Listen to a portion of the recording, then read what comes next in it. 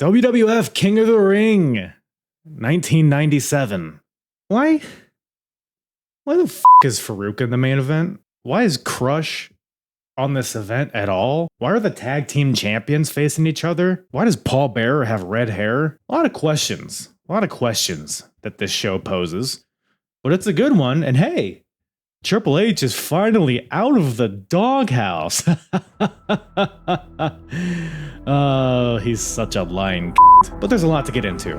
So you sit right there and strap in and strap on to the Apron Bump Podcast. Yeah. It's the hardest. Talk around and disregard it. Strip you off the ground, show you what hard is. Standing strong and proud, nothing can knock this. Let's get it started.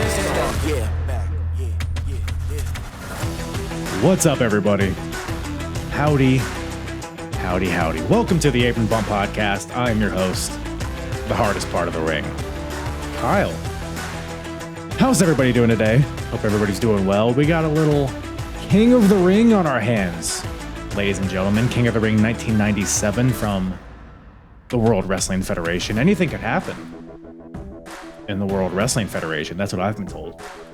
We got a pretty, it's a weird show. This one's a weird one. I don't know if it's good or bad or right in the middle. We'll get into it, I guess, later, but a very pivotal show in a lot of ways, weirdly. It's a theme throughout the episode and how we talk about this show. There's a lot of seeds being planted on King of the Ring 1997. A lot of seed being spilled, if you know what I'm saying. And nothing to stop that seed. I don't know. I was trying to think of a cum joke, but I fucking suck. I think we should get into this bad boy, huh? But like I mentioned, we got Farooq versus Undertaker main event for the WWF title. We got Shawn Michaels and Stone Cold in almost a hidden gem of a match. I never really hear anybody talk about this one, but it is something. It is something. We got the King of the Ring. We got the semifinals and then the finals. We got Nation Turmoil. We got the Hart Foundation. We got Sid, Ahmed Johnson. Who's more wet? We talk about it. Maybe we get to that answer. There's something on my camera. There's a pistachio shell on my camera. How long has that been there? Any hoozle. Got a lot of fun stuff got a lot of fun stuff to talk about. A lot of stuff to cook up. Speaking of cooking, got the chef, Will Gray, back on the show. Always a good time with my boy Billiam. Go check out Will on the Botched Spots and Chair Shots podcast, wherever you listen to podcasts, as well as live. YouTube, Twitch, all that stuff. I'll put the description I'll put all of his information. Very sleepy boy right now. I'll put all of the information in the description below. Go check him out. He's a hilarious dude. A lot of great insight. Has a lot of fun guests on his show. Gets into the current stuff. Touches on some old stuff. They do fun segments, trivia, all that type of stuff. And it's all a great live experience. So go get in the chat whenever he goes live. And it's a good old time. Go check him out. Check me out at Apron Bump on all the social medias. Join the Discord. Hey, if you like this type of episode, you like mid-late 90s wrestling, well, go check out that, which will also be in the description. I've been covering every show from WWF, WCW, and ECW chronologically in one timeline. So if you want to check that out, check it out wherever you listen to podcasts, YouTube, playlists on YouTube, or you can go to apronbump.com and go to the episodes tab. You could select Wrestling Wars of the 90s, and that'll bring you to all of those episodes I've done chronologically with various guests. You could even just select WWF New Generation, and that'll bring you right to it. We're about to end. I think we might almost be at the end of the New Generation era. Actually, you probably are. I haven't really thought about that. I guess we're kind of in the Attitude Era at this point, huh? It's debatable. But go check that out. Why don't you? Speaking of those three companies, WWF, WCW, ECW, all of those companies are cooking at this point, but who is cooking the hottest? Well, you're going to have to tune in to the end of this episode where the hardest promotion battle of 1997 continues, where we pit these three companies against each other and see who's the best. We look at the best and the worst matches, characters, storylines, TV, pay-per-views, all that stuff, right? There's a whole scoring system. We got a scoreboard. We'll get into it. Actually, no, I'll give you a little tease here. What is the current score there? We got WCW is currently in the lead with 29 points. ECW with 25 points in second. And in last place, we got the WWF with 4 measly points. But will this show give us a swing here? Perhaps. You're just going to have to tune in at the end of the episode where we dive into this, baby. We'll grade the show. Like I said, we'll look at the best, the worst, all that stuff. So like I mentioned several times, stay tuned to the end of the episode. And hey, I think I've babbled enough. Let's get into this bad boy, shall we? WWF, King of the Ring, 1997, with myself and Will from Botched Spots and Chair Shots. Are like if the communists won World War II. You know what I mean? Like, I don't know if I do. Wait, hold on, give that to me one more time. It's like Banana Ball is like if the communists won World War II, and that's like everybody gets to participate and everybody gets to have. I say, I kind of get what you're saying now. It's dope. 2-hour time limit, no matter what. Batters can't leave the batter's box. If a fan catches a foul ball, it counts as an out. You can steal first base, but you can't steal second base unless all 9 players touch the ball first. And if they touch the ball before you get to first base, you don't get second for free. Like, it sounds like a lot of crazy rules until you watch the game itself. And I was like, holy shit. I would watch Major League Baseball 7 days a week if it looked like Banana Ball all the time.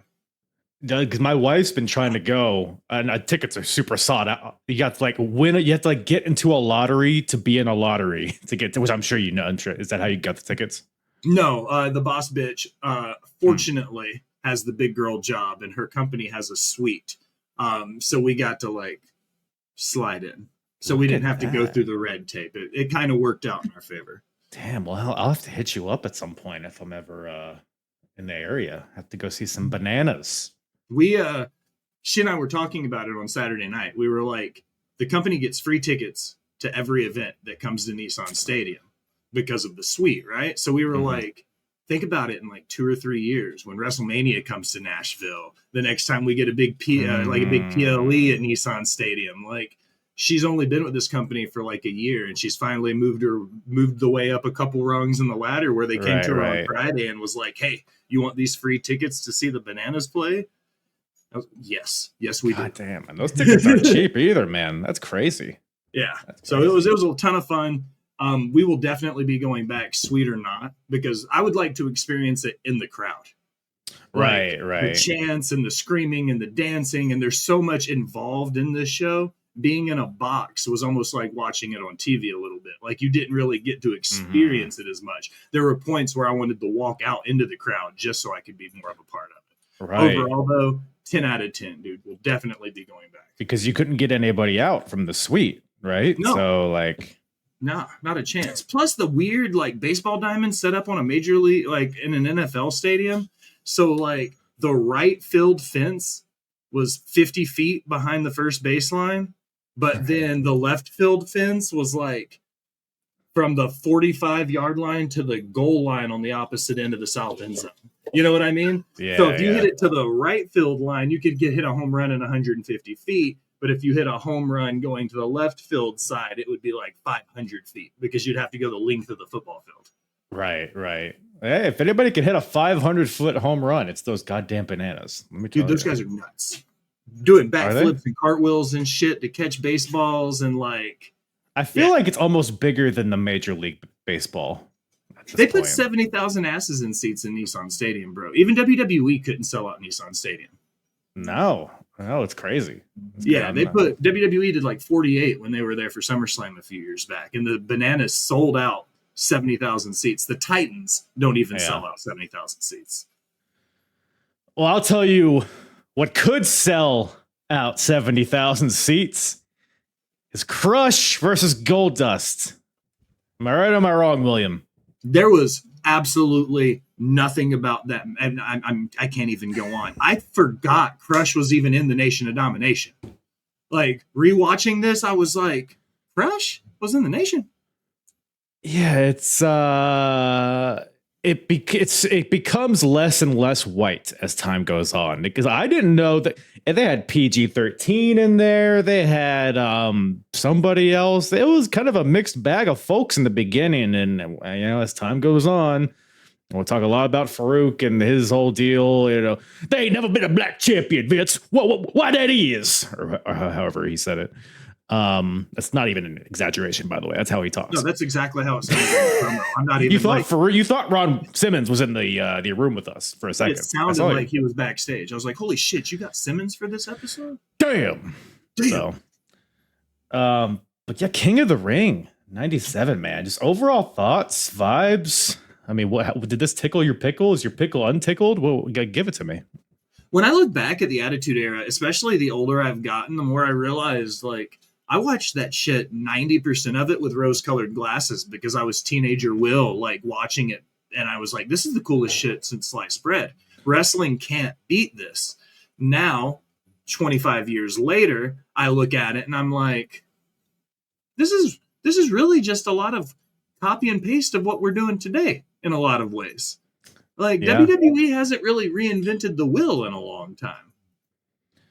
No, there's only like 3 or 4 different stories. They just you switch out the people and give it a little seasoning. No, you know about that, right? Oh yeah, all the seasoning. Marinades, perhaps a little sugar in there. Whatever it takes. Whatever it takes. Worcestershire sauce. Worcestershire Worcestershire.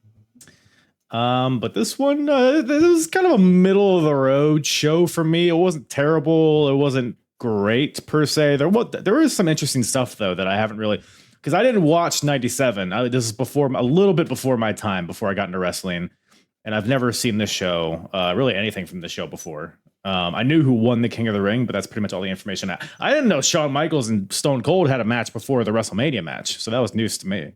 As tag champions, which was super cool. I forgot that even happened, that they held the belts together. For sure. And of course, the King of the Ring tournament, we got the semifinals here. So we got the 2 semis and then the final. Where do you stand on, I guess, King of the Ring and Jet? Personally, I love it when they just have a King of the Ring pay-per-view and they have a bunch of tournament matches. I'd be fine if it was nothing but tournament matches on the pay-per-view. Just have that whole thing going. Where do you stand on that? I love it. Looking ahead, we're in 97 now, but if you look ahead to Survivor Series 98 with the Deadly Games tournament, like, I love tournament-based wrestling. And that's one of my, when people hit, turning the dial ahead to 2025, when people hit Tony Khan a lot, they're like, tournament wrestling is lazy, blah, blah, blah. And they go off a lot about it. And I'm like, if you go back to the WWF in the 90s, they did a tournament, at least one tournament every year. And again, they added them into the Deadly Game stuff. And it was a regular occurrence back then. And I think when done right, they do give you a lot of organic stories you're not going to even see otherwise. Because you might get 2 people in a match that would never work together. But just because it's the tournament, you get them in there and you're like, holy shit, these guys can work. Yeah, no, I love a yearly I don't want, like, we don't need to have nothing. Yeah, exactly. I don't want to have a tournament every other week. Yeah. But a year, the G1, Continental Classic, King of the Ring, each company has one a year. I'm locked in. And like you said, stories can branch out of it. It can create stories, and it just gives easy stakes to every match involved, which is what it's all about, right? So yeah, win or go home. And that's the core of what wrestling is. You go back to the fucking Carney days, bro. Like, it was all about just winning a match to get money, because that's what wrestlers did, right? And I feel like a tournament setting puts you back in that feel where it's like win or go home. What is the point of this? To win. And I think that's a core aspect of wrestling that gets left out these days. Let me yell at the clouds some more from my front porch. You know what I mean? Right.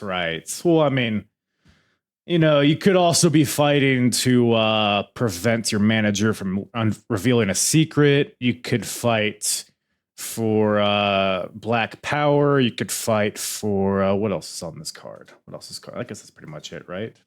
There's tons of underlying stories here. You had Crush and going back to the Crush and Gold Dust thing. Like, Here's a little beef I have with this, okay? They Give it put to me. Crushing Goldust on this card, but didn't give us British Bulldog versus Goldust for the European title. You were on the Botch Bots and Chair Shots episode where we talked about the European title and how cool that was at this point. And like, it almost seemed as big as the IC title at some points. And it was like, so we got Crushing Goldust, but didn't get Goldust versus British Bulldog. Well, Bulldogs embroiled, and then the fight against those damn Americans, LOD and Sid. But I guess we'll get more into that. Shut the fuck up! I know. Stupid dogs. Hit that dog. Hit him in his stupid face. I'm just kidding. It's adorable. The Asian in me just came out a little bit. Sorry. I heard it. Yeah. But speaking about Asians, there's no Asians in this next match. We got, or the first match, I guess. We got a King of the Ring semifinal match opening the show here. We got Hunter Hearst Helmsley, accompanied by China, taking on a very, very moist Ahmed Johnson. Has there ever been a wetter wrestler than Ahmed Johnson? No. Watching Ahmed work makes me go, holy shit, why was this man never world champion? And then I remember he could never be healthy for more than like 3 or 4 weeks at a time. He gets like one pay-per-view build, and then he gets hurt, and then he's gone for a couple months, and then he comes back and does a great pay-per-view build, and then gets hurt. And it's like, I felt like that was his career in a nutshell, and that sucks so bad for somebody that was as good as Ahmed Johnson was. Dude, he was like... That's something that I'm noticing a lot watching these mid-late 90s shows, is that like, you didn't need to do a lot to get a huge reaction. Ahmed Johnson didn't. He's out there. He's got the tight armbands. He's bulging. He pours water on his already sweaty body. He has 8 knee pads on for some reason. The electrical tape. It looks like his whole arm's covered in electrical tape for some reason. I'm like, what does that even do? I don't know how he gets blood to his brain with all this stuff squeezing his various. It's crazy. Everything so he looks bulky as hell, and the dude's already built like a brick shithouse. Like, he's huge. God damn, it works. And I mean, that military press he did, like, not just pick him up, drop him. He did 3 or 4 reps of Hunter Hearst Helmsley, who at this point, he's probably, I don't know, 230 something. I don't know. I think they built him in the 240s, but yeah. And then he still had the wherewithal to scoop it under and safely apply the move. And I'm like, this guy is brilliant. And then it's like, oh yeah, he's always fucking hurt.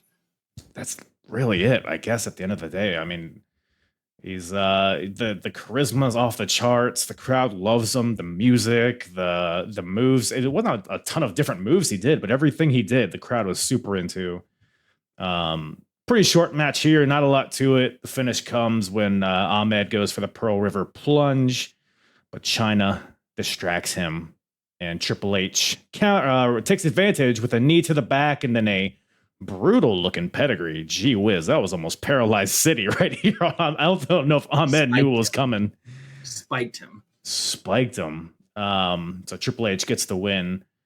But then Ahmed kind of just no-sells it and just chases Hunter to the back, which is, whatever. But it was fine for a while. I enjoyed seeing Ahmed Johnson on my screen. That was my really only takeaway.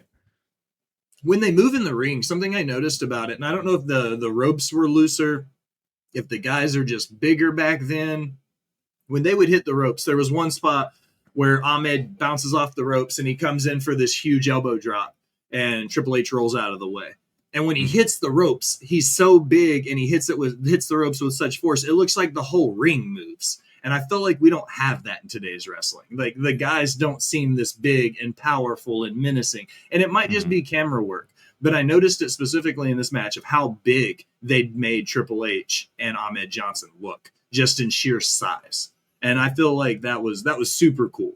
Like, the way they were moving and slamming, and just, they looked like they beat the shit out of each other for like an 8-minute match.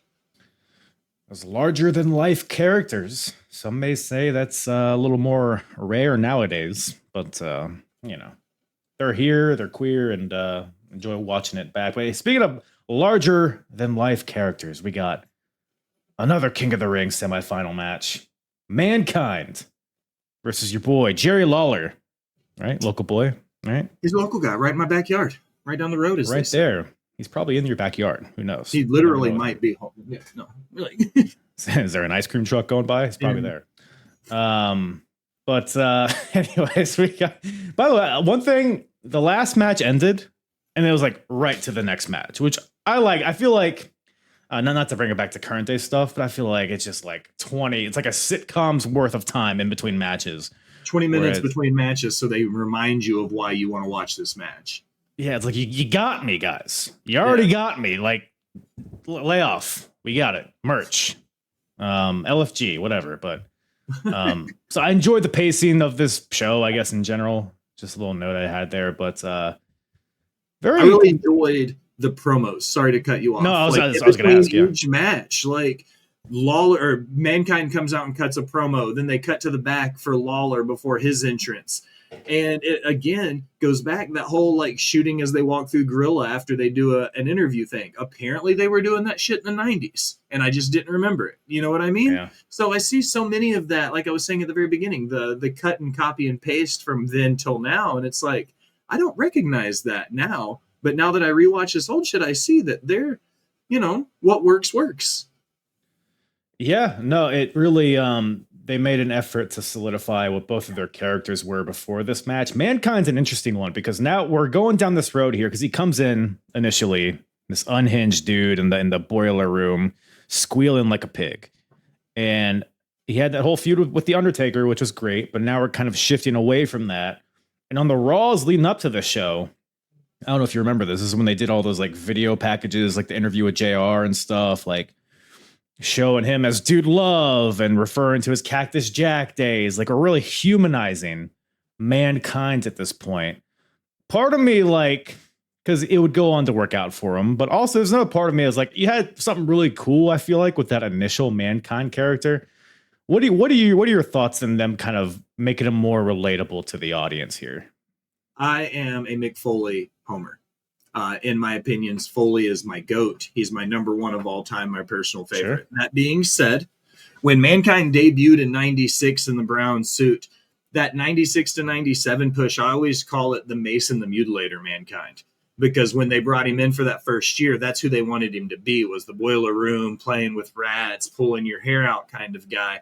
By 97, we heard it in commentary and in the interview and the JR promo. They start bringing up his past work, his deathmatch work, his Cactus Jack, the various characters he plays, how Mrs. Foley's baby boy is a lot more than just the Mankind character. So I think this was that catalyst that built up from here, because if you think about what happened in 98 with Hell in a Cell, then The Rock at Deadly Games, and then January of 99, a year and a half later from where we're at now, Mankind wins his first title. So I feel like this is that point where they really start to test the waters to see if Foley can be the guy. And pushing him to the main event or to the finals here against Triple H, we'll get to that. Like, this was the point for Foley where it was the make it or break it moment for him in WWF, because Vince wasn't completely sold.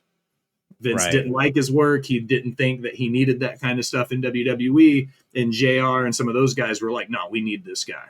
So for me, this was that catalyst point that really skyrocketed Mick Foley. The Mason the Mutilator character was phenomenal. If he didn't become more human, I don't think he would have ever won the world title. You know, bridging over and switching to the white shirt and the have a nice day and all the stuff like that. Had that shift never happened, Mason the Mutilator would have never been world champion, but Mankind in the white button down with the sweatpants did. You see what I mean? This was the beginning of that shift that led him to the world title. Thanks that initial... No, you're right. You're right. I mean, I feel like that initial character, maybe the shelf life wasn't as long as what he would go on to be. And also just like the context of the time here in 97, we got the NWO going hot. ECW's doing a lot of reality-based storylines. I feel like there's WWF here is slow. They're getting away from the new generation. There's like that bridge kind of period here, mid 97. And because like him and Goldust and Undertaker all have very like, because Goldust had a similar thing going at this point. They were like talking about him as Dustin Rhodes and being the natural, Dusty's son. You call him, yeah. And then Undertaker's like being very like he's like a sad boy Undertaker coming out. Like they're all being all these like supernatural ish characters are getting kind of normalized, which has its pros and cons, I guess. They're making them seem more approachable and more human. And again, you look at the Undertaker going into the emo Taker days, like that eventually led to the fucking American Badass Taker and all of that. This was that weird like coming of age, ironically, since the WWE the WWF at the time was 20 years old at this point, since Vince, changed the name and started taking over. And they're still very much finding out who they are in this new version of sports entertainment. Right. No, that's a great point. But this new version of sports entertainment, I don't know if I need Jerry Lawler in it per se in 1997. We got classic heel stuff from King here that to an extent always works. Like you mentioned roasting the people in the crowd. Yeah, I was literally about to say that. Like he's just walking up to people. You're fat. You're gay. Whatever. Yeah. And then the match gets underway, and King keeps reaching into his singlet and allegedly has something in his fist, and then he'll hit Mankind and then put it back in his. Do you have any inside intel on what this object is? It's a roll of quarters. Oh, I didn't. At least that's what it used to be. I don't know what he was using in '97, but that would be his thing. He'd keep him in there, he'd pull him out, he'd sock you and put him away because it's not as noticeable as like the brass knucks. You know what I mean? Smart. It's an old heel thing. They would whack you with them and they could hide them. Had to be uncomfortable in that singlet though. Just walking around with it, but I don't know what the hell it was really, but I mean that would make sense. It wasn't brass knuckles, so I would assume it was probably a roll of quarters because that's what he used in Memphis, nickels or whatever the fuck it was. He just hit people with them. And which coin do you think would hurt most? Is the question. In a real punch or a worked punch? Because I definitely think those are two very different things. If somebody hits me with a rolled up coin in any fashion, it's going to hurt like hell. Right. I'm not going to willingly take a punch. I would probably say nickels because they weigh more. I would imagine they would put more weight in the punch. That's a good point. This isn't a podcast about wrestling. We're discussing just terminal violence at this point, just assaulting people. I mean, it's a very fine line. It's tomato when you really think about it. But yeah, no, it is solid. Whatever match, King's, he's biting Mankind. I think it's because obviously this is after half of his ear was ripped off. Mick Foley, maybe a year or two after, and King is like. That's the limb he's attacking. Like, that's the limb work we're getting in this match. Is him attacking that half a ear, biting the ear. King's being a bit of a savage in this one. And I thought this was a fine match. What'd you make of this little ditty here? This is one of those I agree with you. Jerry Lawler, being 25 years into his career right now, did not need to be a focal point of this tournament. In the semifinals of the King of the Ring. Yeah, that just was completely unnecessary. Not that Crush or Goldust needed to be in the spot right then, but like there were obviously more people on the card, on the roster at the time that could have been in that spot. Maybe going for the, looking back at it, maybe they were going for the oldie but goodie, like bringing in Trish or something. Like maybe that's what they were doing, was bringing in Lawler for this moment. But he was already doing some commentary work at this point. He was already he was still in that 50-50 split. And it's just like, did we need it? Not that I disagreed. It was a good match. It was short. It was a good comedy match for a PLE. Like Lawler did good work in it, rolling in and out of the ring, avoiding Mankind, talking his shit. Like it was good, but not great. Yeah.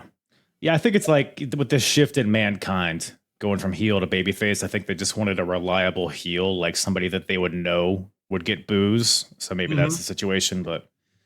Oh, he definitely got boos. He didn't even need to start talking shit. They were already booing him. He's a hateable looking fella. What can I say? Is. Pile drivers all over the place. King hits one on the floor. There's some brutal bump. Well, I guess it's more the second Mankind match that had the more brutal bumps, I think. But there were some brutal ones in this one. And in the ring, King hits his fist drop off the second rope, goes for the pile driver. Mankind backdrops out of it. King tries to do the sunset flip pin, but he gets caught in the mandible claw and has to submit. So Mankind wins and moves on to the finals to face Triple H. Pretty unique finish here, I think. Mandible claw, still a fairly new hold to the audience. I think it was a fun way to get into it, I thought. I liked it. I'm always going to be a fan of the mandible claw, and I like the way they did it into the roll. You know what I mean? For him to go for it, and he just rolled through and got the submission on it at the end. It was a good, short, clean way to end a match that, again, wasn't exactly sure why Lawler was involved in the tournament to begin with. I get the build-up and all of that, but just a body at that point. And getting to Hunter versus Mankind was definitely the bigger story here. I think, especially in hindsight, I would definitely Mhm. agree. But we go backstage here. It's old Brian Pillman. He's yelling about something. I didn't really catch what he said, or I didn't really absorb what he said. But all I remember is that Stone Cold sneaks up behind him as he's cutting this promo backstage, attacks him, brings him into the bathroom, and gives him a swirly in the toilet. You ever gotten a swirly there, Will? Never. I can Have you ever honestly say given a that. swirly? No. Even as a band kid, nerdy kid in high school, I never got a squirrely. Like, it never really happened. Yeah, I feel like, does that happen? Call in if you've ever gotten a swirly. I feel like that's like a very older generation. That was before us, because I don't recall people giving swirlies in the late 90s, early 2000s. Maybe it had aged out by then and we weren't doing it. Yeah. We were pantsing people in my school. That was the thing, where you would like run up to somebody and pull their pants down in front of everyone to embarrass them. That was the thing at my high school. We didn't really do swirlies. What did we do? We did bean dips. What the fuck is a bean dip? That's when you go up to, it's when you go up to somebody's like tits and like, or like you would generally do it to a guy. Yeah. I don't know if a guy would ever do that to a girl person. I mean, I guess you could, but it's probably frowned upon. You go up to a guy, do like boom, boom, like up, down, then you do whatever. I don't know. Oh, okay. And then you kiss him. Cup checks were also real big. Like walking up and, smacking a dude in the junk. That was real big. I still remember a lot of those. Swirlies. You ever have a swirly? No, not yet. There's still time. Kink unlocked. You never know. What was I watching where that was? I don't think it was a porn. I think it was like, maybe it was a porn. No. Oh, it's Matt Ritter. Matt Ritter, I know you're listening. Call in. You know the video. Send me the link. But yeah, so Steve gives him a swirly, and that for it didn't really play in anything. I guess it's the Hart Foundation feud, but it was really just to be a dick at the end of the day. But that brings us to Crush versus Goldust. Crush, of course, representing the Nation of Domination, because when you think of the Nation of Domination, you think big Hawaiian guy with chains and piercings, and I always forget Crush is Hawaiian, by the way. I guess his tattoo on his face is like a Hawaiian thing. The Maori tattoo or whatever it's called. I may be wrong for that and apologize if I am, but it's like the style of tattoos they get in the South Pacific. Yeah, I know what you're talking about. So, but I don't think he's there. We're building towards, I guess, a restructuring of the nation here at the end of this match. But just kind of a random match in here to throw in between the tournament matches and what have you. Savio Vega is not out there with Crush. I think Crush is only out there with Clarence Mason and D'Lo at this point, because Savio and Crush have been having their beef. And we talked about how Goldust has had similar vignettes on Raw, like we mentioned, talking about his Dustin Rhodes days, the Natural. So another guy that we're trying to, I guess, ingratiate with the crowd, make him more relatable and what have you. What are your thoughts on this face paint for Goldust? I think it's very interesting. It feels very out of not the noise. There's something unsettling about it. It looks like Goldust did his paint in the dark with his eyes closed and forgot which colors, because it looks like the colors are swapped. You know what I mean? It almost feels like there's something. It's like the Uncanny Valley, where like you see something and it looks like something you recognize, but that's not what it really is. It almost looks like Temu Goldust. Yeah.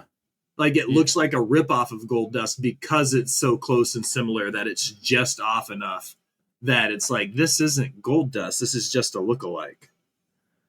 Yeah, it's like Young Rock, like whoever they casted for Stone Cold. It's like, I think that's supposed to be Stone Cold, but that's not Stone Cold. That is what the kind of vibe I get here from this Goldust. Yeah, inverted colors is kind of my thought too. It just looked weird. It looked different, and it didn't look put to it. I don't want to say it didn't look put together, because I love Dustin Rhodes, big Dustin Rhodes fan. This was not the move though. It looks like Bizarro Temu Goldust. Yeah, I'm not a fan of it. Not a fan. It makes me uncomfortable. But match itself here, the match had me very whelmed You know, it had me not quite half chubbed. It didn't make it go back inside, but it was just that kind of there. I don't know. What'd you make of this? If this was a Matt Ritter show, I would have smashed this match. Oh, yeah? Surprisingly, I didn't going into it. I was like, Crush, Nation of Domination. I've always been a Gold Dust fan, but '97 Gold Dust with Marlena, I'm like, Yeah. you know, cigar smoking, like crazy Marlena out there with it. I was kind of lukewarm on it. Watching this match, though, then this is one of those like nostalgia kicks. You see Dustin Rhodes as Gold Dust do all of that shit in his prime with the slinging neck breaker and all of the stuff he does now, and you're like, this man deserved, again, like Ahmed Johnson, this man deserved a world title reign, and he never got it. Maybe not as Gold Dust, but as the natural. Like, there were various versions of Dustin Rhodes that works as well as he does that deserved more than an IC title reign. I think like heel sinister Goldust has so much, like, the ceiling on it's so high. It's so much potential. Like, I think when he first came in, I thought the stuff he was doing was great. Even like the little tastes that we've got, like when he came back in 2002 at first, when he was like very at first when he was like very serious. The him and Booker stuff, fucking gold. I loved that. It was what? Oh, it was gold. Do you see what I did there? Anyways, so whatever. Towards the end of the match here, D'Lo and Clarence Mason, they corner Marlena on the outside. Goldust comes out to save her, and does, I guess, and then just with a random DDT beats Crush, which I don't know why that's the move he decided to go with, but gets the win, and the more tension between the nation. Because Savio was out there, I think he eventually came out, and they were shoving each other. So this whole match was really to further that nation dissension, I think. But the match was fine, I thought. It was a good match, not great. Sleeper for the card. Like, given the names on the card, you wouldn't have thought Goldust and Crush would have had one of the better matches on the card. But given the first two were short because both winners had to work a second match, you know, which was definitely the match of the night, in my opinion. We'll get there in a second.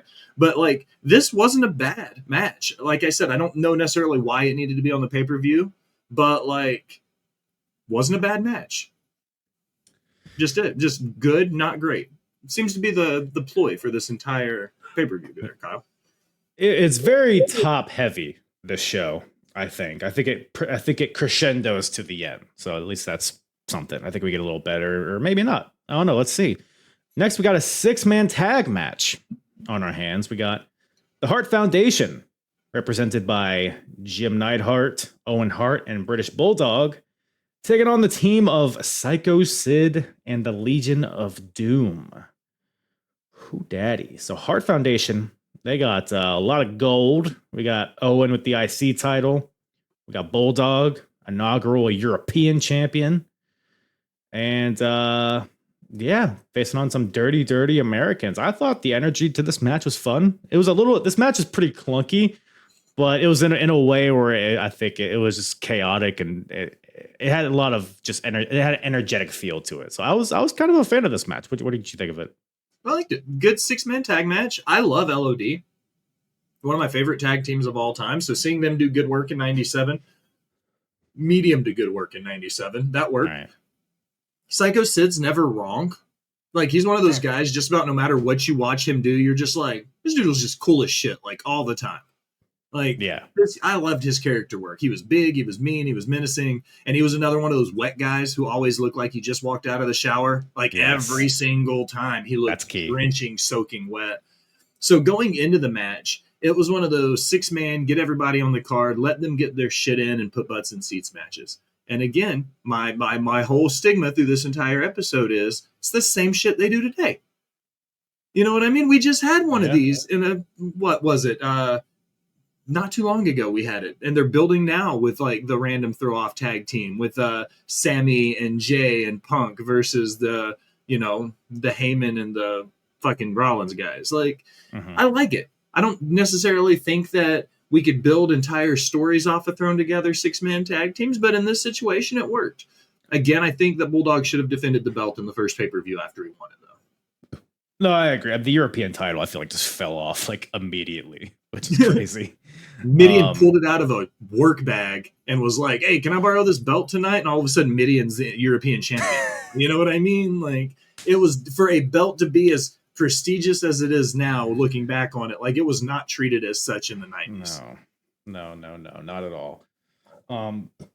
Yeah, I mean, Sid is really the one that stuck out to me in this one as like, how couldn't he be this fucking monster of a human being? He's just so over still, like, and he's not with the company too much longer, I don't think. Maybe a couple more months, and then he's out of here. He's just like, he comes out, like the crowd's with him, and then whenever he's not in the ring, whenever like the LOD guys are legal, the crowd's just chanting for Sid. Like they don't want anything to do with Hawk or Animal. Get Sid in there. We came to see Sid. And then Sid gets in, and he barely has to do anything to get the crowd to erupt. Like he's like teasing this test of strength with Owen Hart for like a minute straight, and the crowd just like they're just bubbling, eating it up, just waiting for it. It's like barely, like one suplex was done in that whole exchange, and the crowd is just losing their minds. It's just like that's like a testament to like characters and like just connecting with the audience. You don't have to do all these crazy flips and crazy bumps to get a reaction. I think the less is more mentality was Sid Vicious in a nutshell. Everything about him was less is more. Big guys today watching this podcast, remember that. Big guys, less equals more. Couldn't have said it better myself, because like Sid, he's not like an athletic dude. Like he gets his hot tag and it's like really clunky, but it's like he's like a bull in a china shop, just like shoulder blocks to everybody, knocking everyone, choke slam to Bulldog. It's hype as hell. He goes to hit the power bomb, but Owen Hart with a flying sunset flip for the quick 1-2-3 out of nowhere on Sid. And the Hart Foundation gets the win, which is a big deal. You don't see a lot of pins on Sid at this point, so that felt like a big deal. The Hart Foundation were continuing to build those boys up, and just a good, fun match with a lot of characters that we all know and love. So no complaints there. It followed very well in the path of like the not overbooked finishes either. You know what I mean? Yes. A simple pin for Hunter with the pedigree, and then the mandible claw, and then it was the distraction and the DDT that led to Gold Dust. Like this one with the sunset flip roll up. None of these finishes seemed overbooked or overworked. They all made sense, which was cool. And I think that goes to the pacing of the whole show. You know what I mean? Because there was not a whole lot. Even if it wasn't super great, there wasn't a whole lot that left me going, why? Why did that happen? You know what I mean? And I think that's important, is don't make me ask why. Let me know why it happened. You know? It's very simple. Once again, sometimes the simple things work. But that brings us to the finals of the 1997 King of the Ring. We got Mankind versus Hunter Hearst Helmsley. Boy, howdy. These guys would have a few all right matches in the future. I think this is their first match. I could be wrong. At least their first pay-per-view match for sure against each other. So interesting to see the foundation of what this feud would become. But man, instant chemistry. I thought this was great. What do you think about it? I think I put, outside of The Undertaker, I would probably say Triple H is Mankind's biggest rival. I think he had some of the best matches of his career with Triple H. In WWE specifically, rather. Let me put it into that bubble. Into the WWE bubble, specifically with Mick Foley's career. I think some of his best matches were against Triple H. And then it would be The Undertaker. Outside of WWE, I would put his Triple H feud up there with Sting. Like, to put it in perspective, like the Cactus Jack Sting to build Sting up in WCW. Like, I feel like that's what Mankind helped do with Triple H in WWE, is that Mankind was an established star and he helped build Triple H up to show that he was the main event, just like he did Sting in the early 90s in WCW. So to me, I would say this is the big kicking off point for what would be both of these men's biggest rivalries, or some of their biggest rivalries. Maybe Hunter and Shawn would be a little bit different, but like you would have to put the Mick Foley Triple H stuff up there as being like super important in their careers. I mean, you're not right. That Royal Rumble 2000 street fight is probably my favorite match of either of their careers, at least top three for sure. The trilogy of that. You had the street fight, then you had the Hell in a Cell, then you had a McMahon in every corner going into WrestleMania that year. Mm-hmm. Like, that was huge. Going into it at the time, it was the two biggest stars in the company. Mankind coming off of all his stuff with The Rock in 99, winning the title twice, going into 2000 with Triple H, who just won the title. Like, there was a lot of moving parts in this story, and every single time they got in the ring, it was nothing but chemistry. Uncle Paul with the red hair. Ooh, it's handsome. I've got it playing right now because I restarted it this afternoon while I was working and it's in the main event. It's the Undertaker versus Farooq match. And Uncle Paul with the red hair just came across with the big Band-Aid. We'll get there. But holy shit. Another thing that just looks a little wrong. It just looks like I shouldn't be seeing it. I feel you. But yeah, no, great feud to come with these guys and a good opening match here for their feud. Absolutely. I will say in the beginning of the match, because they're talking about a commentary is talking, you know, how rich and well off Hunter Hearst Helmsley is. And JR asks Vince if Hunter has ever tried to buy the WWF, which I think is very funny with what we know now. Not yet, JR, not yet. But I guess he didn't buy it, but in a way, he did. I thought this match took a little bit to kick in for me, but I think it was a good slow build here, like in the first half of it, and then we get like a suplex in the aisle, which is something that like you would see it in Mankind matches, but nobody else was doing this type of shit, especially in WWF. The classic cactus elbow off the apron. Double arm DDTs. There's a couple times in this match where Mankind has the match won, but China distracts the ref. I mean, there are some brutal spots in this one. Any stick in your mind? Any particular spots stick in your mind from this match? The elbow. When they start doing the stuff on the entrance ramp, and again, I'll liken it back to the Sting stuff. One of the things Mankind was absolutely best at, and he talked about it throughout his career, was the ability to take bumps. He was like, if there was anything I was best at in my career, it was falling down. You know, and you see it in this match because he sold everything well. He took a ton of damage. You thought he could win this match against Hunter, but at all the same time, it was just to put Hunter over and make him look like $1 million. And I think that goes without saying how important it was because Mankind's bumps. You know what I mean? The going off the apron, you know, what is the apron? It's the hardest part of the ring, right? Oh, yes. I heard that somewhere. Yeah. But like, that's the whole thing was Mankind's career in a nutshell, starting here in this first match. He has that uncanny ability to take just a shit ton of damage and make his opponent look really good in the process. And I think that's what he did here. And you really saw it in this match. And this is one thing I will give Mankind flack for. He only worked this kind of match at this point in his career. It was always the same 4 or 5 things. He would take the big suplex. He would do the elbow off the apron, the double arm, the double underhook DDT. All of Mankind's stuff looked the same. It was just the order of operations when he did it. And he was able to, again, keep it simple, stupid. And that's all Mankind had to do to get over. Yeah, like even his most like the most pure match that people go to with him is his match with Shawn at Mind Games, and even that had like announced table spots and a spot like you ripping the padding off the floor spots, like so. Yeah, but it worked for him. You know, might have paid the price for it, but it worked for him. I mean, dude, this bump here, Hunter is like on the floor up against the barricade. Mankind just leaps from the apron. Like a reverse elbow, like a fucking Tajiri, like reverse elbow.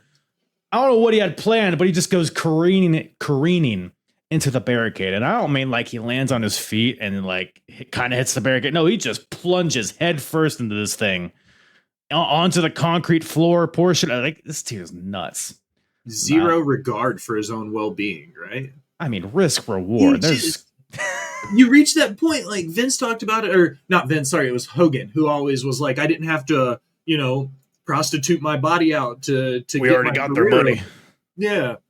But looking at what Foley did, if Foley didn't do the things he did in 97 and prior, we would have never seen things like TLC 2. We would have never seen the build into the hardcore division.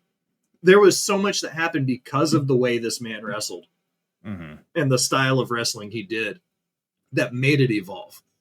And I think that's important to remember about Mankind. And again, I'm a huge Hummer. I'm never going to say anything bad about Mick Foley other than the fact that he worked the same match every time he wrestled. But overall, like, it was just great. He had the ability to work the crowd, work his opponent, and still get over all at the same time, even counting the lights. So, yeah, and beat the shit out of himself. No, yeah, for sure. And that's kind of like the theme of this match, and they really like hammer it home after the bell rings, is how like resilient Mankind is, because all this damage that's being done to him, the bump into the barricade, the neck breaker on the top rope, which looked gnarly. The pedigree through the commentary table, which is like a spot that's like very commonplace nowadays, but you didn't really see that back then. Only a handful of times they've done that at this point. And cheap commentary tables with the pipe and drape over top of it and the little simple like TV monitors. Like, it was a little bit nice to see this old WWE. It's just like another table. It's not like this big gaudy announce table they got now. It's just it happens just like another table, just with a tarp over it. But and so he goes to this announce table. He's taking all his damage. He crawls to the ring. I emphasize crawls because he's like really selling like all this damage he's been taking. And as soon as he's about to get back in the ring, China with the scepter that's ringside, award the king. China smashes Mankind with it, breaks the scepter, and then Mankind gets back up after that and gets on the apron, but then Hunter knees him off of the apron into like a photographer ringside, like gives him a backbreaker almost inadvertently with his knee. And then he gets back in the ring. After all of this, he gets hit with the pedigree. 1, 2, 3, and that's what does it. New King of the Ring, Hunter Hearst Helmsley. What do we think about this decision? I mean, I guess it worked out in the end. I don't think there was any stakes here, right? It was just kind of just to be the king. No, you just won the King of the Ring. This is a do-over, right? Because of the whole the outsiders leaving, the curtain call, because he was supposed to win it earlier than this. Then that shit happened, and he got punished because his boy was world champion and all of that. And then we got Stone Cold Steve Austin instead, and then he won it in 97. So it's like, did he really get punished?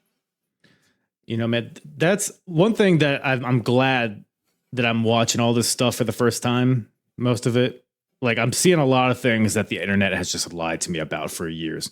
That Sid was a bad wrestler, that all of this stuff, right? And one of those things is that Hunter Hearst Helmsley was punished for that shit because he became Intercontinental Champion like pretty soon after. Within a couple months, and then he won King of the Ring almost a year, like the year later, because the curtain call was early 96, late 95. And people always point to Ultimate Warrior coming and squashing him at WrestleMania. That was before the curtain call, so that had nothing to do with it. That just was Ultimate Warriors coming in. He has to squash somebody. Nothing happened. He might have been not on TV as much, but he was still pretty prevalent on TV. I don't even know if I agree with that. So yeah, and now he's here winning King of the Ring. So, and then he forms DX and becomes arguably part of the biggest faction in the company's history. Like, maybe you're right. Maybe he wasn't punished, and the internet just made it all up. I mean, he feeds into it a lot too. It's his redemption story. Oh, was that it? Hooking up with the owner's daughter had nothing to do with it. I had to learn to eat shit and like the taste of it. Did you, Paul? Did you really? Really, Paul? Really? The taste of shit is your father-in-law, but that's a whole other story. I don't kink shame. If he's into it, he's into it. That gives me a lot of information I didn't need to know about Stephanie, though. No, it's because Vince. He likes the poop. Fair. Allegedly. So, so good stuff here. And then they keep, there's not a lot of pomp and circumstance for the coronation, which is kind of surprising because that was kind of Hunter's character at this point. But I guess now we're transitioning into that DX version of him, which is less about the bowing and all that shit. So I guess it makes sense. Maybe this is like the pivot point for him as well. So we got a lot of different characters going in different directions at this point. So it's probably just another one. Mankind's crawling to the back. He's like trying to attack Hunter, but he keeps kicking him down. So yeah, I think both characters got over super well in this one, and much more in years to come. But speaking of much more in years to come, we got Stone Cold versus Shawn Michaels, 1-on-1. No titles. Well, I guess they both have titles. They're both tag team champions. They're tag champs. My goodness. Partners fighting each other? What the heck? What the heck, Will? What do you did they need to be tag team champions? Yeah, they did. The whole thing was like fighting is like the bar, like feuding to a friendship, only these guys never became friends and they hated each other their whole time. They were just the two best guys on the roster, so they got thrown together and won the tag belts, and that took them out of the main event spot. And then Farooq won the number one contendership, and it's like, what the fuck are we doing? Like there was a lot of really cool points in this story going into it, with adding the belts with Austin and Michaels and having the two-man power trip before it was the two-man power trip. Yeah. You know, it's a real enemy of my enemy is my friend situation. They both have beef with Bret Hart and the Hart Foundation, so they've been teaming together to take them down on the Raws and stuff leading up to this, and they eventually won the tag team titles together. And I think I meant to do research on this, but I forgot. I think this was supposed to be Shawn versus Bret initially, but I think Bret wasn't cleared quite yet, so they shifted to Steve Austin here. And a lot of stuff in the pre-match deal. So Bret comes out with the Hart Foundation. They come out to do commentary. And so Bret gets in the ring first, though. Todd Pettengill meets him in there. He goes to interview Bret. Bret grabs the mic and tells him to get the fuck out. And I'm paraphrasing, but Bret says that he's close to not being an invalid cripple. Time's coming for his retribution. So he's still dealing with the, I guess, ankle injury, I believe, at this point. So I guess he's almost clear. And he says his return match will be in Calgary, his home country, for the Canadian Stampede in Your House, which is a legendary match. And so Bret's announcing his return, and he goes over to do commentary. But remember, the commentary table was obliterated in the last match, and they don't have a mic for Bret, so Vince has to give Bret his mic. It's the whole thing. But then the officials come out, and they kick out the rest of the foundation. I love the Hart Foundation, man. I loved how, like, I think Brian Pillman added a lot to it, just because they felt like these just like unhinged, like uncontrollable, like raucous guys that like didn't care. I mean, I thought you didn't have a lot of that, at least in WWF. So I thought with Bret at the helm, I thought the Hart Foundation was great. What'd you make of these boys, this foursome? One of my favorite versions of the Hart Foundation, I think, and I agree with you 1,000%. Brian Pillman, the deranged, off the hinges Brian Pillman. Brian's got a gun. Like, yeah, I loved this version of Brian Pillman. And going into it, the back and forth between the companies, people didn't know who he was signed with or what he was doing, because Bischoff would book him without being under contract, and then he showed up on Raw, and it turns out he had already signed with WWE or whatever the fuck had happened. Like, so we saw this dude within a month on both major shows, and then it's like he comes into WWE and does all ECW, by the way. Yeah, and ECW.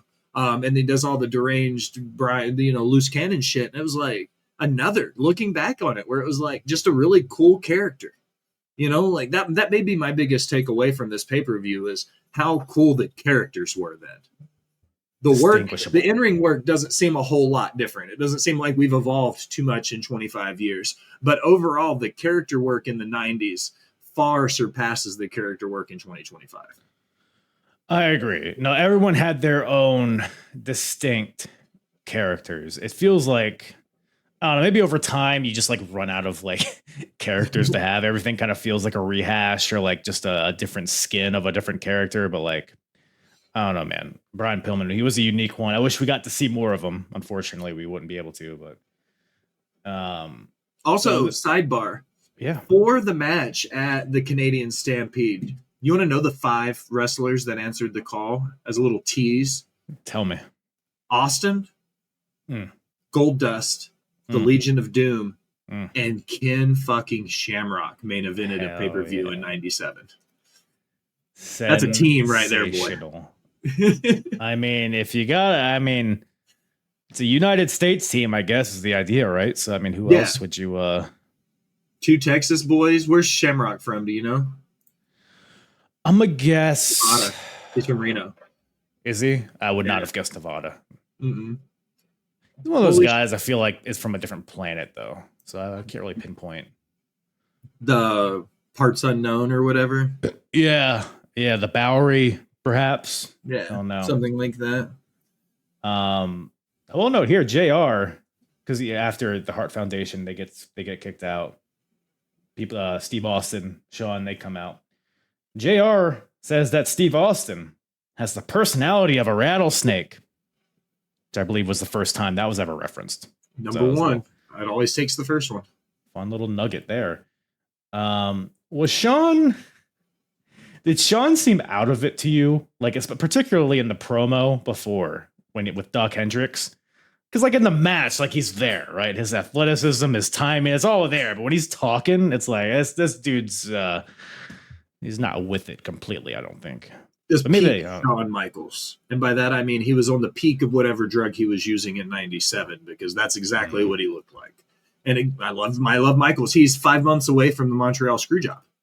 This is June of 97. November of 97 is Montreal. You know what I mean? So, which by the way was completely a work. Oh boy. Don't open up that can of worms. I'm not going to open. That's a different conversation for a different day. But if you look at Shawn Michaels' career at this point, the trajectory of where he was going, building up to that, it was again like knowing the history of what we know now in our 30s, almost 40s, at least for me, looking back at what I did as like a 13-year-old Will back in the day, like I wouldn't have noticed that. Now looking back and rewatching this and knowing the history of what, you know, the demons that Michael was fighting and everything, like you look back at it and you're like, this guy was higher than I am. Yeah. Like, he looked high as a kite. But then he goes in the ring and is like, gives a fucking awesome match. 5-star banger.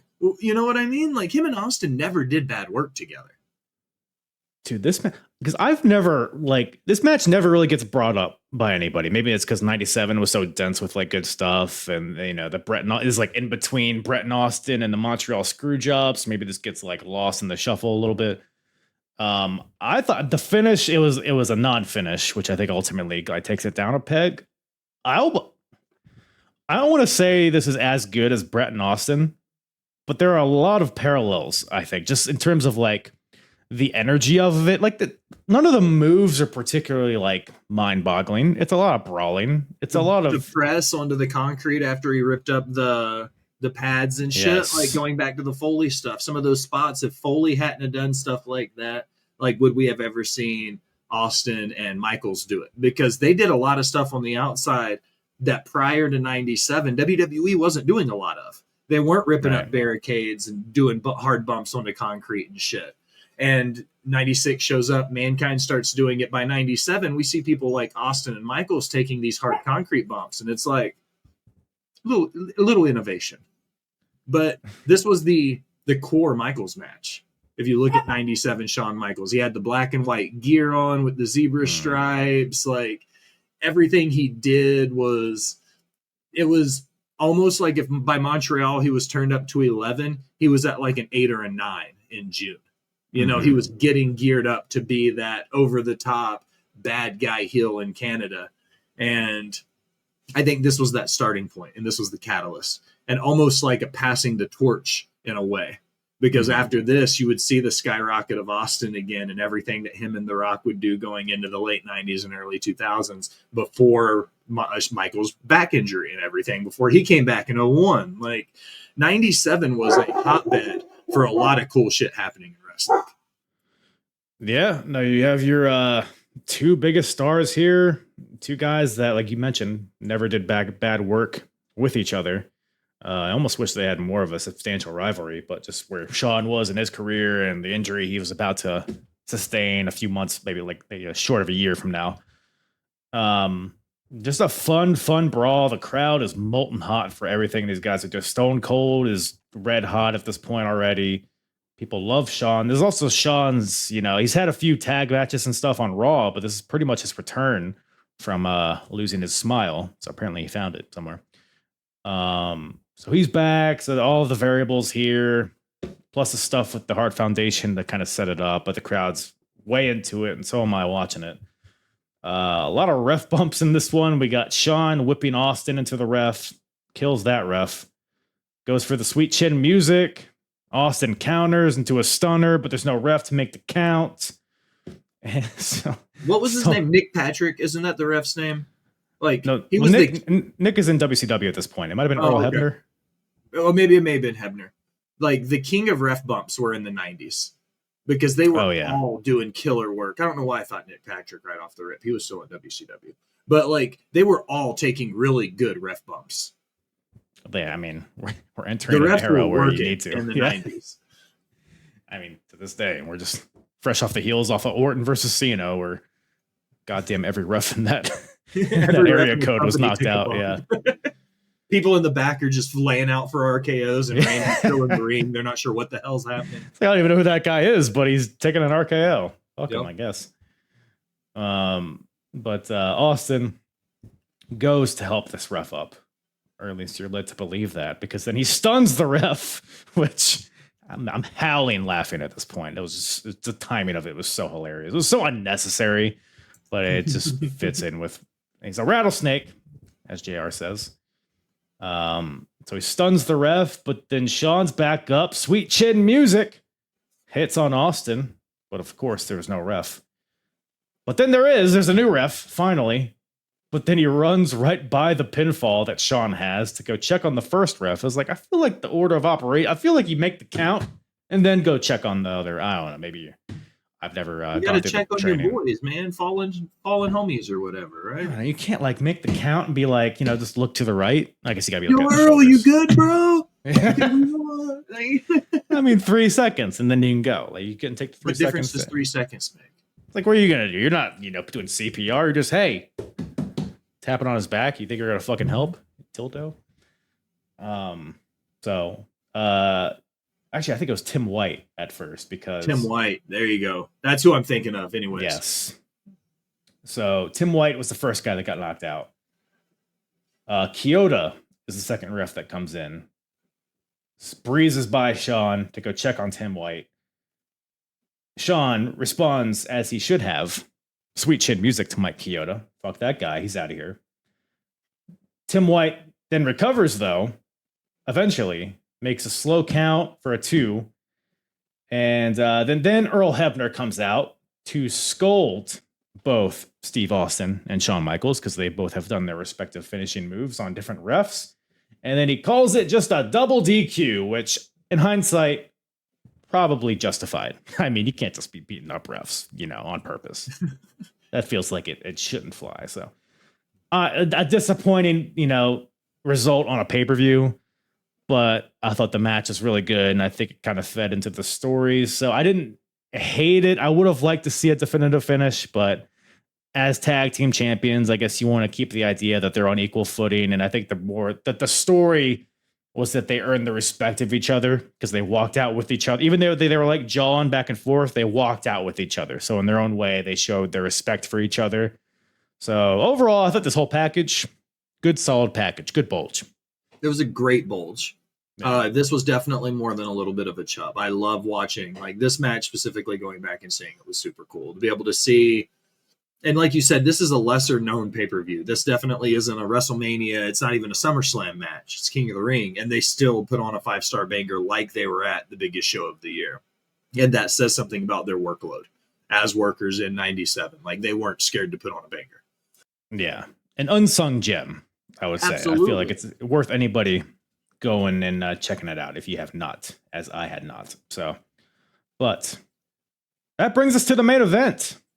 Boys and girls, we got the WWF title on the line. We got the champion, The Undertaker, with Paul Bearer versus Farooq, with the Nation. He's got Clarence Mason, Crush, D'Lo, Savio out there. Taker versus Farooq for the WWF title. That just feels like, as somebody who didn't get into wrestling until like 99 ish, like this just looks weird on paper. I expected worse because it's like, okay, like I know in hindsight that Farooq would never really sniff the world title scene again. So I was like, oh, this is probably a disaster of a match. It wasn't a good match. Maybe now, I don't know. Maybe you disagree, but it was fine. I feel like it was more each of their internal stories what took precedent over them colliding against each other, which I think for a main event match, I feel like that kind of took away from it. But I don't know. What did you make of this? There's a lot to unpack. But what did you overall think of this? Just like everything else I've said so far, good, not great. The thing was Farouk's goal to become the first person of color to hold the WWF title, the Undertaker's emotional struggles of having Paul leave and join Mankind, and then, you know, having to go back to Paul to get the leadership to continue to hold on to his title. Like the Undertaker questioning himself and then Farooq questioning if he's man enough to win the title, the buildup of the Nation. We're about to get The Rock is about to come back from injury, right? Isn't he gone right now? And when Rocky comes back, like that's when the Farooq Rock stuff really starts to like hit the shit really hits the fan. So again, for a B-list pay-per-view in the middle of the year, like this seems to have a lot of fucking meat on the bones for what would happen in the next year or two after this specific show. Yeah. Big seed planter of a show. A lot Absolutely of seed being spilled on this one. But so like you mentioned, Paul Bearer, you know, he went with Mankind, he betrayed the Undertaker, but now Mankind kind of abandoned Paul. So Paul is looking for representation, I guess. So he's going back to the Undertaker. Undertaker doesn't want him back, of course, because all he did. But Paul Bearer has blackmail on him. He has a little secret that he's going to unveil unless the Undertaker lets Paul manage him. So Undertaker begrudgingly obliges. And which, by the way, that leads Farooq had a promo before the match. And he was like, hey, don't be worried about Paul's blackmail. Worry about this blackmail, which I mean, that's a fucking bar, boy. That is cold. A bar. Yes. Cold. I mean, it was just so good. So Taker's out there with Paul against his will. Nation comes out, which I mean, the presentation of the Nation is so sick. Even though some of the pieces involved are a little sketchy, but like just the posse, like that whole thing. Farooq is just like in this ocean of big dudes and leather and black. It's just like really cool visual. But then the bell rings and it's like, I don't know, man. Like Farooq in 97. Undertaker's actually been doing a lot of good work. I think that this title reign is like low key really good. His match with Mankind, his match with Steve Austin at the last In Your House was really good. So he's on kind of a heater at this point. And I thought this match was, like we said, it's okay. I don't know. Farooq just felt very stiff out there. Not like in a hitting him, not like a potato kind of way, just like physically. Just felt like even his selling felt stiff. I don't know if you got that impression or not, but yeah, this match kind of it was just there for me. I thought it was good, not great. Like I said, the thing taking away from it was everything that happened during the match, like the Nation getting involved and Paul getting in and having to talk Undertaker into finishing him, and like everything that was happening during the match seemed more important than the actual work of what was happening in the match. For sure, like all the characters outside the ring that were getting involved. And looking at it from that story, like the blackmail side of stuff, like Paul himself wanted to be the focal point. Undertaker was trying to figure out how to keep his title. And for like I said, this was bigger than just the two individuals and maybe seemed a little bit overbooked. You know, like maybe they tried to throw too much into a B-list pay-per-view for us to keep up with because of all the moving parts. Because going back into it, this is one of those without the vignettes or without the promos, I wouldn't have remembered all of this shit. Yeah, no, there's a lot A lot Y'all going doing on. Yes. I will shout out Undertaker. So he goes for the old school at some point. The Nation is all out there ringside. Undertaker dives on him, but not a front dive. He just, what does he do? A coffin drop to the outside, onto which I mean A good old-fashioned trust fall.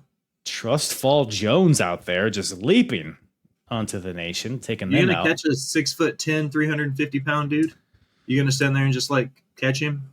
I mean, you got Crush, D'Lo, Savio ain't doing anything.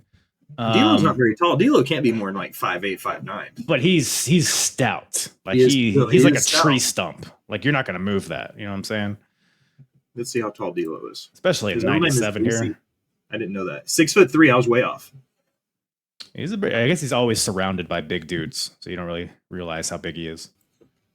Yeah. But speaking of the Nation ringside, they eventually get up as the match progresses. Crush, it's like off camera. I don't know if you really caught what was happening here. I guess Crush shoves down Clarence Mason. I don't know why. I don't know what happened. I don't know what caused it. But then that causes Crush and Savio to get in a shoving match. And now we got the Nation fighting each other. And and then Farooq turns around to try to calm them down, to try to control his boys. And then turns around, gets hit with the tombstone, and 1, 2, 3, Bob's your uncle. Undertaker retains. So kind of an anticlimactic finish. That's whatever, I guess, why overstay your welcome, I guess, right? So Was this one of those situations where they put the title as the main event because it was the title, but Austin and Michaels should have been because they were the better match? yeah, I think if Austin and Michaels had a finish, that would have closed the show for sure. But then again, I think, didn't Brett and Austin, they're in your house match, I think that was also a DQ finish, wasn't it? Yes. I forget. So, and that main evented. So, I don't know. That's interesting. Interesting thought. I think that was something that the WWF did in a lot of ways that was bad, was putting the title in the main event. Four Corners elimination match, Paul Bearer for the vacant title. Brett defeated him. It didn't end in a DQ. Yes. So, don't know. I guess they had a lot of faith in this Taker Paul Bearer story, and the Nation, I guess, is pretty hot at this point. But so Taker wins, beats Farooq. Taker he's holding this title, is whatever, we're done here. But Paul Bearer says, we're not done, pal. Choke slam that fella being Crush. So Taker choke slams Crush. And then Paul Bearer makes Undertaker choke slam Farooq, who's still knocked out from the tombstone. And then he does. And then Paul makes him do it a second time. And then Paul makes him do it a third time. Just endless choke slams.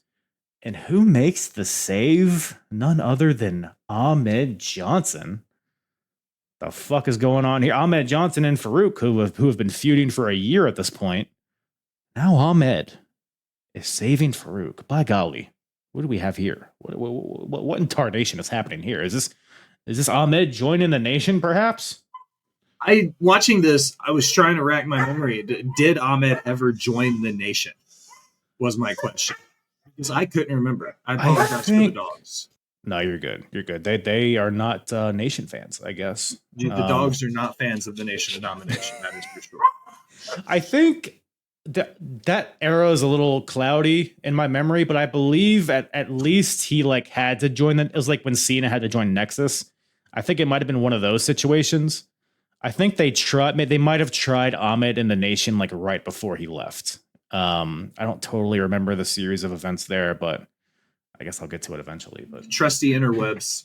He feuded with the Nation right before he left. So it looks like going through here, that was the whole thing. Was Johnson turned on WWE, blah blah blah. Yeah, no, he did join them, and then they immediately turned in August of '97, so 2 months later. So he was in the Nation for about 6 weeks before they turned on him, because by July of '97 he was out. So much flux. So a cup of coffee, as they say. Because I've always thought the Nation was just Rock, Mark Henry, fucking Farooq and D'Lo, right? yeah. And then we got Crush, we got PG-13, we got Ahmed in Fucking there. Owen Hart joins at one point. Well, that makes sense. I mean, he's the the Black Heart. Yes. So yeah, Ahmed getting in Undertaker's face, trying to protect Farooq. Undertaker swings at Ahmed. Ahmed ducks and hits him with the Pearl River plunge and then skedaddles. So we got Ahmed taking out Undertaker to end the show. And I'll say this, it leaves you on a cliffhanger. It leaves you wondering what the hell is going on here. So pretty effective way to end the show as far as that goes. But Paul Ahmed comes out first. He loses a match. And then he's the key point at the very end of the show when he takes out the world champion. And this is a good way to circle the whole episode back together. Is Ahmed Johnson was such a focal point of that roster and never got it. You know what I mean? That they would let The Undertaker take a bump from his finish after retaining a title, and Ahmed never got that push. And that is the perfect example of that. That you could take a loss and then still at the end of the night hit your finish on a champion and make the crowd go crazy. That's how you know he was ready to be champion and just never got the push. It's fucking great, man. I'm wondering, like, if he stayed healthy, like maybe he's there through 98, 99.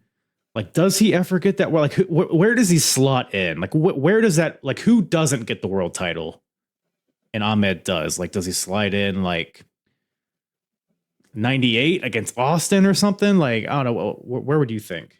If he stays in through the 2000s, think about that week time going into Vengeance in that 2000, 2001 range where Chris Jericho was the undisputed champion. Tell me if a healthy Ahmed Johnson stayed around through the 2000 break that he wouldn't have been as good or better of an option than Y2J.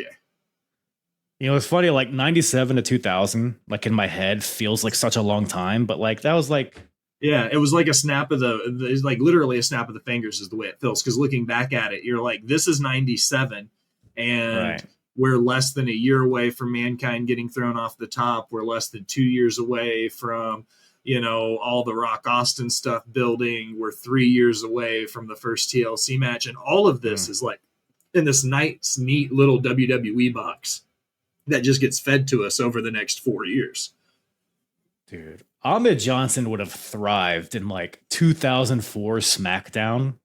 I mean, Luther Reigns, get him the fuck out of there. Put in Ahmed Johnson. Have him face JBL. What was his name? The dude who won the ECW title at the end. Ezekiel Jackson. Ahmed Johnson walked so Ezekiel Jackson could run. Dude. You know what I mean? Because they were so similar in size and build. Ezekiel was a little bit not as good of a worker, but like, tell me Ahmed in that ECW system couldn't have been champion. You know what I mean? Like, he could have won one of the titles in WWE. Zero questions asked. Totally. Ezekiel Jackson, Ahmed Johnson, throw Monty Brown in there and call them the House of Black. Folks, it's been a lovely day. It's been...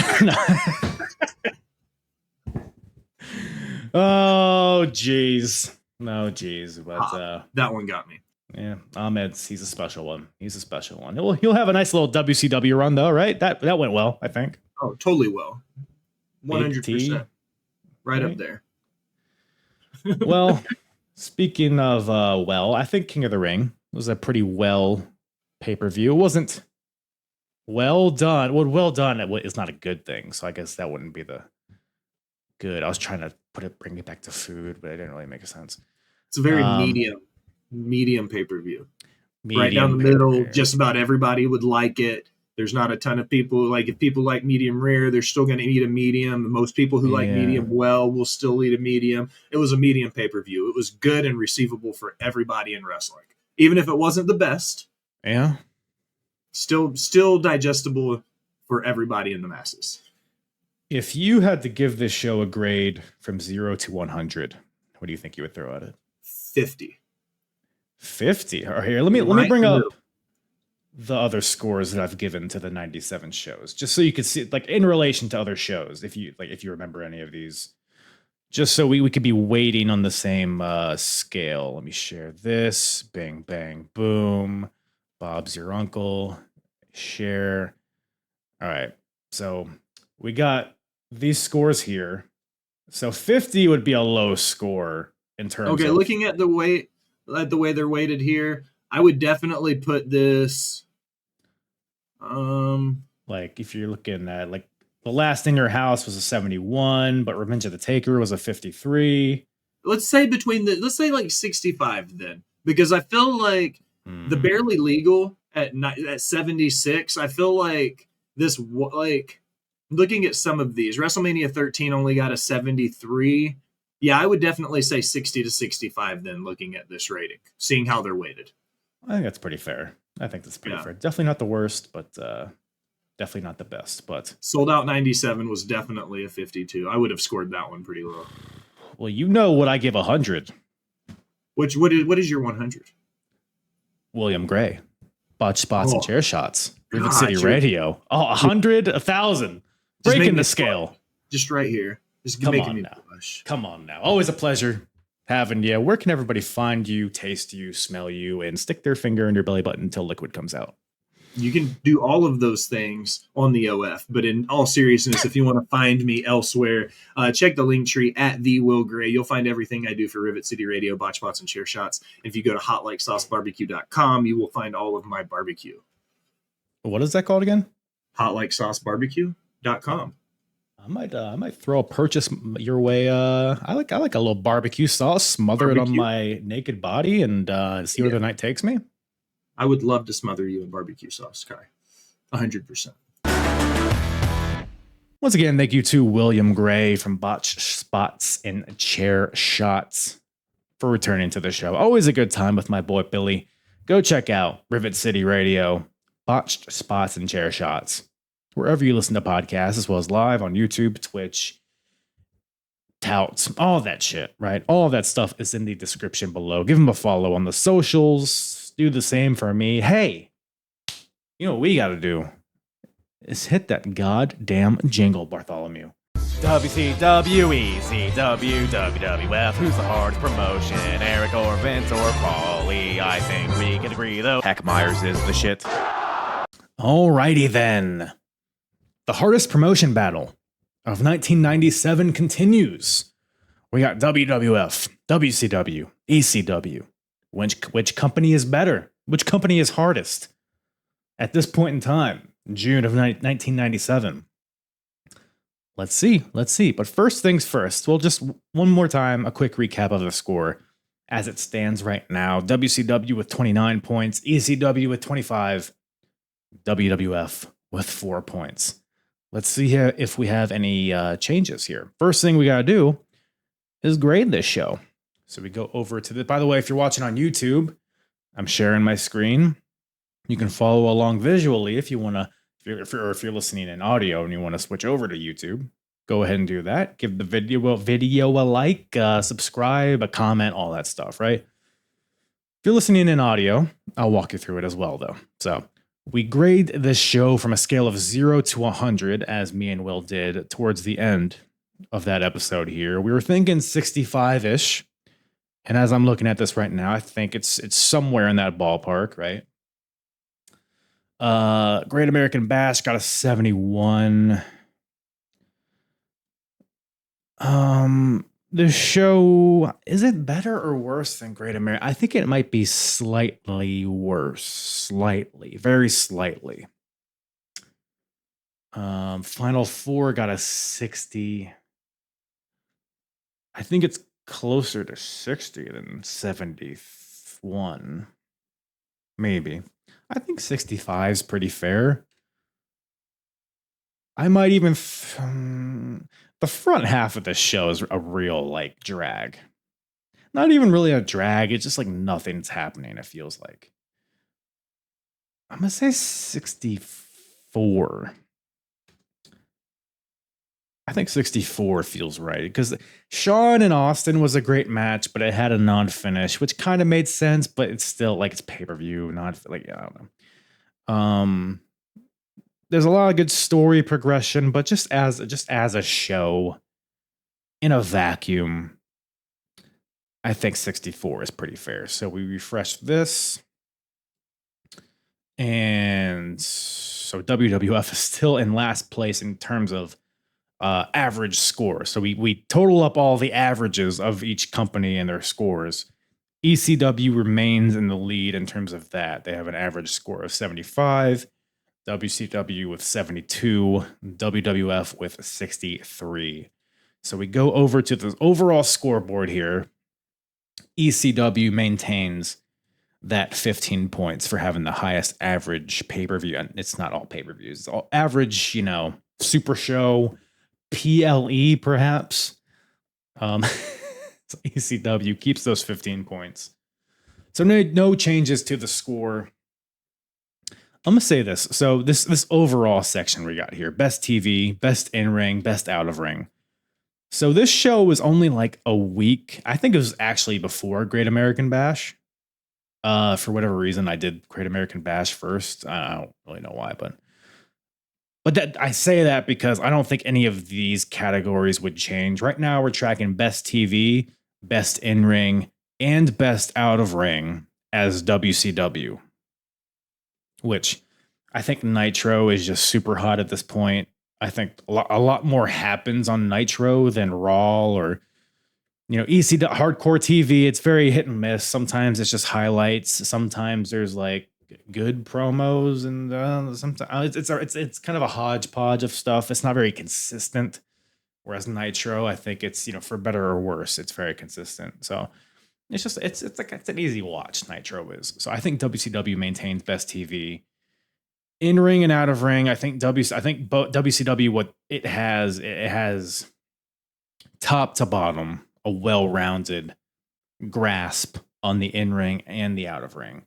In ring, they got everything from the cruiserweights to Steiners and Harlem Heat facing each other, just bulldozing each other, to DDP and Macho having that star power, but also the technical ability, to your Hulk Hogan's, and they just got it all right. The cruiserweight division is a main driver here. I think WCW is just doing it better in ring than any of the other companies, and out of ring, I think the NWO is very good. All the branches stemming from that, as well as even the lower tier stories in the cruiserweight division, the Dean and the Benoits and all that stuff. I think it's Ric Flair. There's a lot of good stuff happening in WCW, whereas WWF and ECW have one or two really good things, but overall, I think they're just not as well-rounded. So all of that to say, no changes in the score yet. So now we move on to a section called the best. So now we're looking at more individual type things. So best match of the year, Brett and Austin, WrestleMania 13. No change there. Because we're looking at King of the Ring and seeing if anything changes based on that show, or I guess any of the TVs leading up to it. No match was better than Brett and Austin, even though Austin and Shawn was very good. It does not match what Brett and Austin was. Wrestler of the Year, Stone Cold. I mean, I think this show kind of solidified that. I've mentioned it before. It's kind of a battle between Steve Austin and DDP at this point. Maybe Taz is in there a little bit. But this performance that Steve did with Shawn Michaels on this show, I think I'm not kicking him off of this, basically, is what I'm saying here. So no change to the score there. WWF maintains those 5 points for both best wrestler of the year and best match of the year so far. And as a reminder, this is as of June of 97. So we're not taking into account anything that happens after, just the year up to this point. Character / storyline of the year, we're tracking Taz as the best. Heart Foundation is good. Austin is good, but I think we'll leave Taz here. Taz, the organic build of Taz and the stuff he's doing against, or with, Bill Alfonso and RVD and Sabu and Jerry Lawler, that's all really compelling stuff. And I think Taz is just the perfect representation to go against that. Very unique character, embodies ECW. So I think Taz holds on to this. So ECW maintains those 5 points. Segment of the year. Trying to think of what has WWF done recently that would even, because right now we're tracking Jerry Lawler's debut at WrestlePalooza as the best. There's been some good, Heart Foundation type stuff, but I don't think anything is better than listen to the WrestlePalooza episode if you have not already. Crazy segment, crazy segments. I think ECW holds on to this 5 points. So now we move on to the worst. Look at that same criteria, but the worst of the year so far. So worst match of the year: Undertaker versus Sid, WrestleMania 13. Yeah, that maintains that holds. So WWF holds on to that -3 points. Worst wrestler of the year: Prince Iakea. I mentioned this last time. Like, we haven't seen the Prince in a while. So as time goes on, like if his impact isn't felt heavily, I don't think I could call him worst of the year. But as of right now, I can't think of anybody. I don't think he'll hold on to this by the end of the year. Crush, I think Crush used to be in this category. You know what? This Crush, because Crush had a shitter on this show. Fuck, man. Do I put Crush back in here? Crush is at least like a fun presence to have in the nation, whereas Prince Iakea is just like, why you put on some shoes, you dingus? You know what I'm saying? We're gonna leave it as Prince Iakea. So WCW keeps that -3 points. Worst character / storyline of the year. We're tracking Honky Tonk Man, Billy Gunn, Jesse James.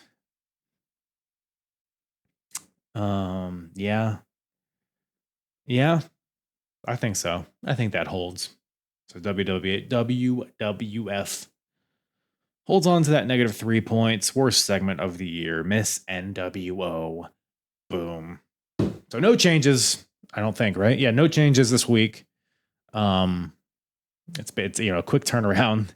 Not a lot has happened in between last week and this week, so par for the course here. So WCW is still in the lead here, but we got about half a year to go, so a lot can change. But I think that's about all Daddy has for you guys today. Appreciate you guys tuning in. Always appreciated. Been a fun ride. Happy to continue it. I think next week we got I don't know what we got next week. Maybe I'll just come on here and do jumping jacks in my pantyhose and call that an episode. Would you guys listen to that? I'll do whatever it takes. I have no shame. If you're still here, God bless you. God bless you. But hey, you have a lovely day or night or morning even. All right. Love you guys. Mwah. I'm hard. Yeah. And the hardest, talk around and disregard it. Strip you off the ground, show you what hard is. Standing strong and proud, nothing can knock it. Let's get it started. It's the hardest, talk around and disregard it. Strip you off the ground, show you what hard is. Standing strong and proud, nothing can knock it.